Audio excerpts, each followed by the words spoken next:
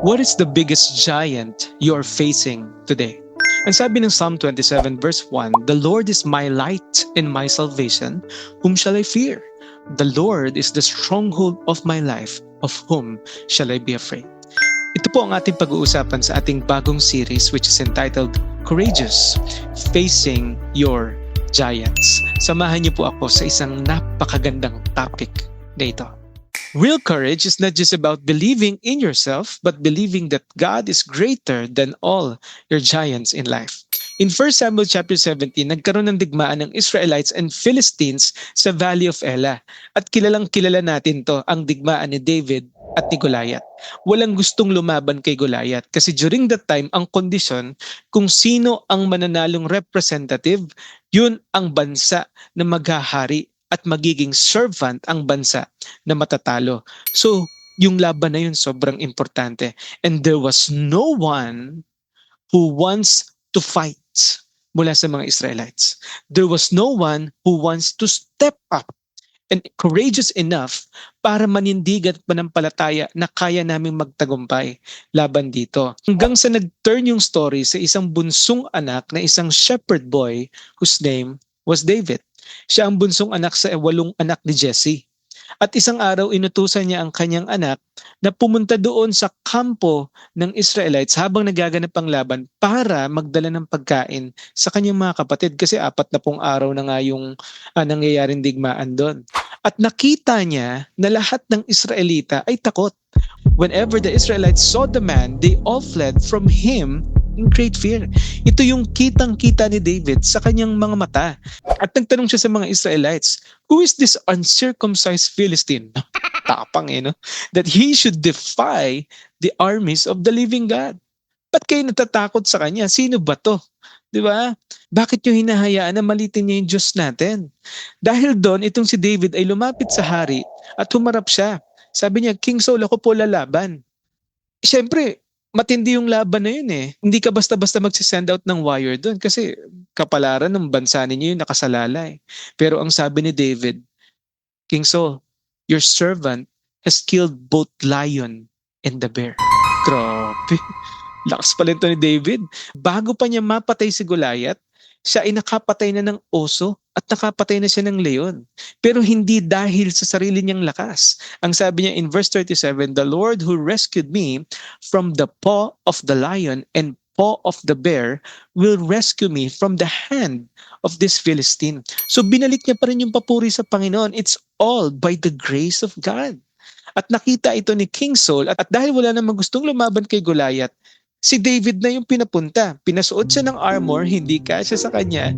Gumamit na lang siya ng slingshot. At yung slingshot, very powerful weapon yan. Hindi lang yan parang tirador na ginagamit ni Sigabo. O kaya ni Batang Quiapo sa laban, di ba? Hindi na kailangan ng baril.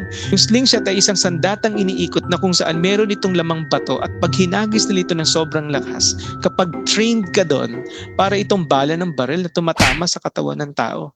At ito ang ginamit ni David na primary weapon niya laban kay Goliath. Ang sabi niya dito, "You come against me with sword, spear, and javelin." Tapos may shield pa si Goliath. Dami niya sandata. "But I come against you in the name of the Lord Almighty, the God of the armies of Israel, whom you have defiled." At alam natin ang naging resulta ng battle, that David won the fight. At ang buong Israel ang nagtagumpay sa laban na yon because someone was courageous enough to face their giants. Ano yung mga matututunan natin mula sa mga katotohanan, sa mga higante ng ating buhay? Number 1, mga kapatid, each of us is facing our own giants in life. Maybe it's fear, maybe it's failure in the past, that you're stuck hanggang ngayon, or insecurity sa buhay mo, ang dami-dami, di ba? Or you are being anxious, you worry too much, or maybe pressure sa buhay mo ngayon. Iba-iba tayo ng laban. May kanya-kanya tayong higante, may kanya-kanya tayong kwento. Pero ang sabi ni Nick Vujicic, isang lalaking walang paa at kamay, pain is pain, broken is broken, fear is the biggest disability of all and will paralyze you more than being in a wheelchair. Fear will paralyze your life. giants will paralyze your life. Nakita natin yan sa kwento. Stuck ang mga Israelites ng ilang araw dahil walang gustong tumayo sa kanila.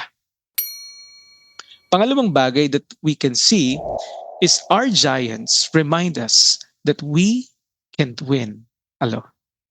Hindi natin kayang manalo sa battle ng mag-isa. Kahit sabihin mo pang malakas ka, darating ang panahon na manghihina ka, mapapagod ka, ang dami ng kalaban mo. Tapos dito pa sa mundong ito, ang tunay nating kaaway, ang dyablo, paano tayo magtatagumpay doon, di ba? We can't win alone. Kaya nga sabi ni C.S. Lewis, God whispers to us in our pleasures, speaks in our conscience, but shouts in our pains. It is His megaphone to rouse a deaf world. Kaya nga itong pain and giants na naranasan natin sa buhay ang ginagamit ng Diyos to remind us na kailangan natin siya at kailangan natin ng ibang tao. It is not good for us to be alone. And we were not created to be alone. Diba? Pangatlong bagay that you have to understand that our giants can become opportunities to display God's glory. Alam natin yung history na after ni King Saul, si King David ang naging hari. Supposed to be, si Jonathan talaga ang susunod dahil siya yung anak ni Saul. Pero, alam natin na ang Panginoon pinili si David. At para ipakilala ni God si David sa buong Israel, ang Goliath na yon sa buhay niya ang naging oportunidad para i-display niya ang kadakilaan ng Panginoon. To the point na ang sabi ng mga tao noon, they sang, Saul has slain his thousands and David his tens of thousands. Grabe yung opportunity na binigay ng Diyos kay David nung panahon na hinarap siya kay Goliath. So how do I face my giants bilang isang Kristiyano, Pastor? Number 1, choose faith over fear. Sabi ng 1 Samuel 17:11, on hearing the Philistines' words, Saul and the Israelites were dismayed and terrified. Pinanghihinaan sila ng loob, ayaw nilang lumaban, lahat sila ay takot na takot. Ito ang naging respond nila sa Goliath. That's why they were stuck. But David said to Saul, let no one lose heart. On account of this Philistine, your servant will go and fight him. Huwag kayo panghinaan ng loob. Ang Diyos ang bahala sa atin. Ako lalaban, tutulungan ako ng Panginoon. Nagkaroon siya ng response na faith. Tandaan natin mga kapatid that fear brings bondage while faith brings freedom. Merong isang sirkero na patawid-dawid siya ng building, mataas na lugar, gamit lamang yung bisikleta dito sa tali na ito. At lahat ng mga tao nagpapalakpakan dun sa event niya kasi ang galing-galing niya. At habang nagpapalakpakan lahat at sumisigaw, bigla siya nagtanong, magaling ba ako? At ang lahat ng tao nagsalita, oo, magaling ka. Tapos biglang nagtanong siya ulit. So kung magaling ako, sino ang gustong sumama sa akin? Lahat natahimik. Tapos mayroong isang bata na nakataas ng kamay, ako po, gusto ko po sumama sa inyo. Umakyat siya doon, nagpalakpakan ng lahat, tumawid sila, nagsigawan ng lahat ng tao, pabalik-balik sila, tuwang-tuwa yung mga tao. At pagbaba ng bata, in-interview siya ng mga tao, bakit ang lakas ng loob mo na sumama sa lalaking yan? At ang sagot ng bata, dahil siya po ang tatay ko. You know, faith in God will bring you freedom. Pangalawang bagay mga kapatid, always remember that God is good and faithful. Kapag merong higante na nakaharap sa buhay mo ngayon, tandaan mo lagi that God is good all the time. And all the time, God is good. Na bilang anak niya, He will never leave us nor forsake us. Even in the times that we are faithless, He remains faithful for He cannot disown Himself.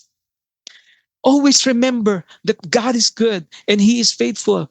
The Lord who rescued me, ang sabi ni David, from the paw of the lion, the paw of the bear, will rescue me from the hand of this Philistine. Siya din ang magliligtas sa akin. Hindi nakalimutan ni David ang katapatan ng Diyos. Mula pa nung una, sobrang tapat na ng Panginoon sa akin. Hanggang ngayon, magiging tapat ang Diyos sa akin. Pansinin niyo mga kapatid, bago dumating si David sa pagharap kay Goliath, hinanda mo na siya ng Panginoon, dinevelop ng Diyos yung puso niya bilang isang pastol na mag-alaga ng mga tao. Yung kanyang lakas na pagharap sa leon, sa oso, tapos dito kay Goliath. This is God's pattern that there was a preparation before promotion. And God is good and faithful even in the times of our giants. Pangatlong bagay mga kapatid, we have to understand, whenever there are giants in our lives, fight in God's strength. Choose faith over fear. Always remember that He's good and faithful, and fight in His way. Kumuha ka ng lakas sa Panginoon. Sabi ni David kay Goliath, you come against me with sword, spear, and javelin. Human way yun eh. Diba? But I come against you in the name of the Lord Almighty. Grabe. And all those gathered here will know that it is not by sword or spear that the Lord saves. Sabi ni David, for the battle is the Lord's, and He will give all of you into our hands. Wow.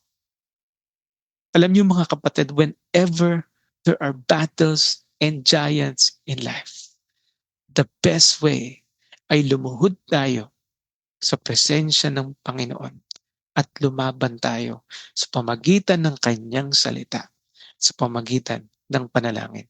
Sabi ng kanta ni Phil Wickham, so when I fight, I'll fight on my knees, with my hands lifted high. Oh God, the battle belongs to you. Di ba? Kasama natin ang Diyos eh. Nung sabi ni Paul, we have to fight with this armor. Ginamit lang ni Paul yung comparison sa armor ng isang Roman soldier, pero pinakita niya dito, you're saved, righteousness, yung truth, yung sword of the Spirit, which is the word of God, yung faith, and yung peace, ito yung magiging panlaban natin. Laban sa gawa ng diablo. The battle belongs to the Lord. So I want you to reflect on these questions today. Number 1, ano ang Goliath na kinakaharap mo ngayon sa buhay? Paano ito naapektuhan ang buhay mo ngayon? Pangalawa, tuwing naharap ka sa malalaking pagsubok, mas nakatuon ka ba sa laki ng problema o sa kadakilaan ng Diyos? Pangatlo, sa tingin mo, bakit kailangan talaga tayong dumaan sa mga higante ng buhay? Paano ito makakatulong sa iyo? Number 4, anong isang hakbang ng pananampalataya na nais ng Diyos na gawin mo ngayong linggo upang harapin ang iyong giant sa kanyang lakas, hindi sa sarili mong kakayahan?